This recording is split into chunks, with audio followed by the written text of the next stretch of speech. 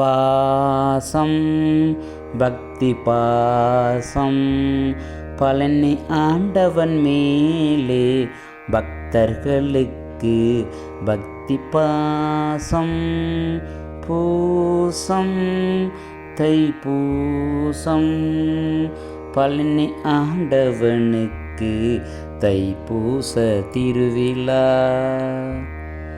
தை முழுமதியில் பூச நட்சத்திரத்தில் முருகனுக்கு அகிலம் எங்கும் தைப்பூச திருவிழா அவன் அருளாலே அவன் சேவடியை வணங்கி அவன் அருளமுதத்தை பக்தி பரவசத்துடன் பருகிடுவோம்.